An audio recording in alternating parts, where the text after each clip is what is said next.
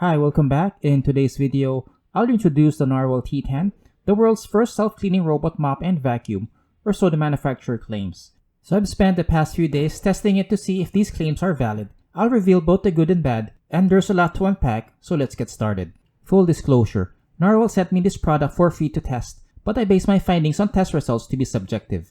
As you've seen in all my reviews, I disclose both sides to provide users a bird's eye view of what to expect. One issue with traditional robot vacuum/mop hybrids is the need to wash the mopping cloth after every cleaning cycle. Narwal aims to take this out of the equation with its uniquely designed base station that washes and dries the pad for you, and I'll disclose later on how effective it is. Inside the base station are two water tanks for storing clean and dirty water separately. A tray at the bottom with a textured surface provides agitation to dislodge dirty residue as the pads spin against it. These holes in strategic areas drain dirty water, which is then pumped out to the dirty water tank.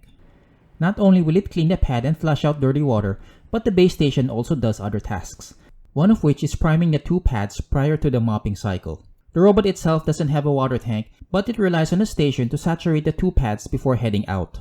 The base station is huge, bigger than the Roomba S9 and i6's base station that I put on either side for reference.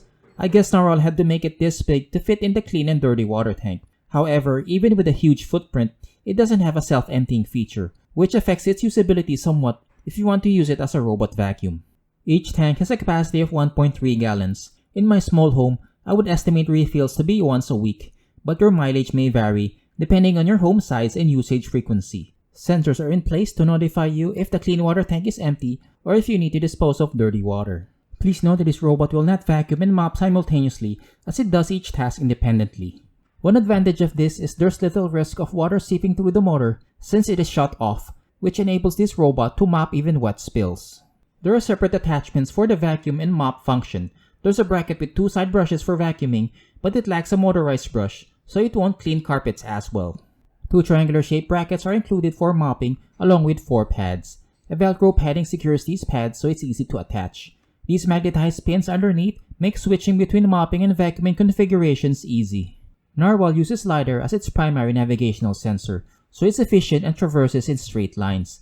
The app provides users the option to adjust the number of runs between 1 and 3 times, likewise with the mopping cycle, providing some level of flexibility and thoroughness. What distinguishes Narwal from a traditional robot vacuum and mop hybrid is its pad placement, which is in front unlike other brands that have it at the rear.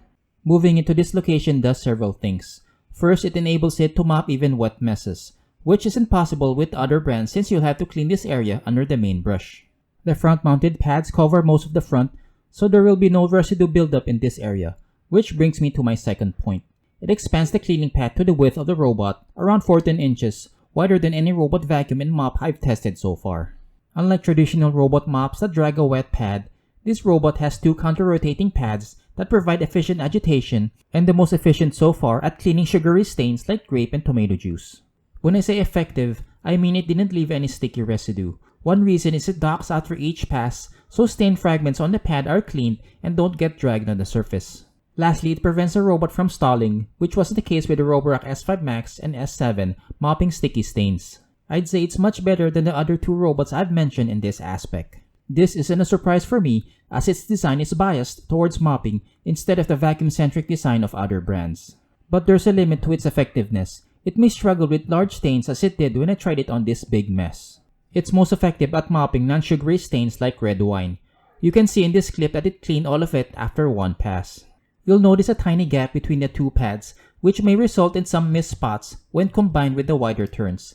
This is an area of improvement that Narwal should look into going forward. Another downside with the T10 is it won't avoid carpets or rugs on its own.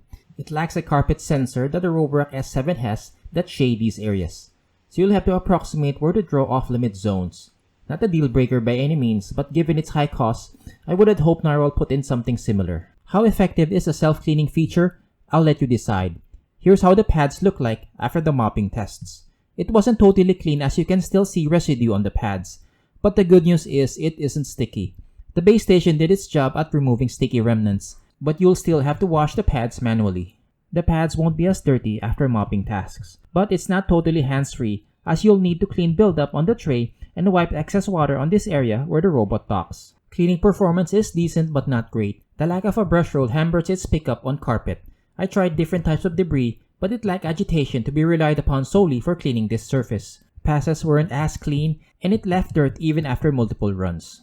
It only picked up 26.3% of sand in deep cleaning tests, which is a direct result of not having a brush roll. On hard floors it did much better, but the twin side brushes will scatter larger piles of debris, which shouldn't be an issue for daily cleaning tasks involving dust or hair. Cleaning sand on hard floors is decent as well, with a 95.5% average. Debris pickup wasn't an issue, but the side brush scattering sand is. The results of the coverage test tells it all. While it picked up most of the debris, it needed all 3 passes to do so, and it didn't pick up everything. You can see the side brush scattering issue at play in this experiment. The narrow cleaning path is another issue, and the lack of a roller. So it's a notch below other brands with a brush roll. My main concern using this in its vacuum configuration is the practicality aspect. Since it doesn't have a self-emptying feature, you'll have to pull the robot out after it docks. The top-mounted 0.4 liter dustbin isn't large and needs to be emptied more frequently. It has a washable HEPA filter, and I like that you can remove this thin mesh filter so it's easier to give it a thorough clean.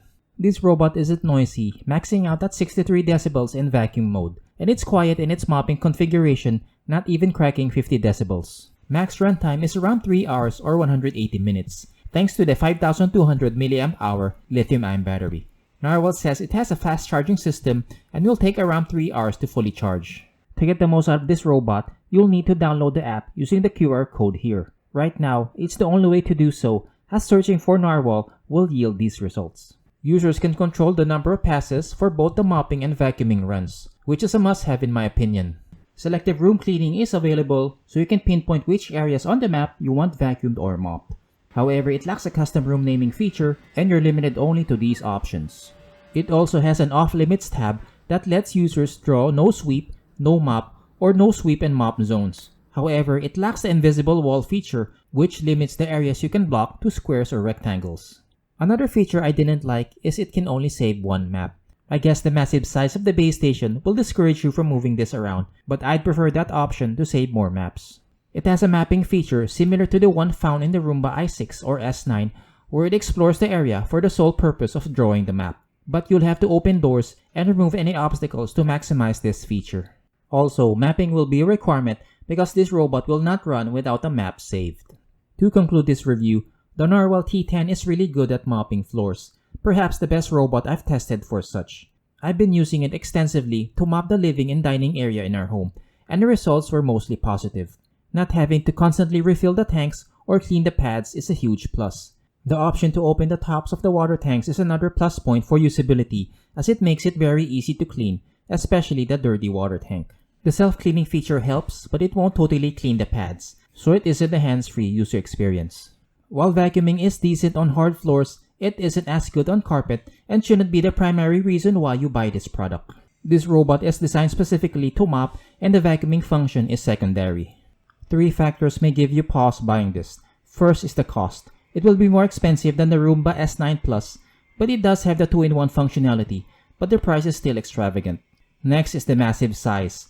Not an issue for a medium or large home, but it can be for a small apartment.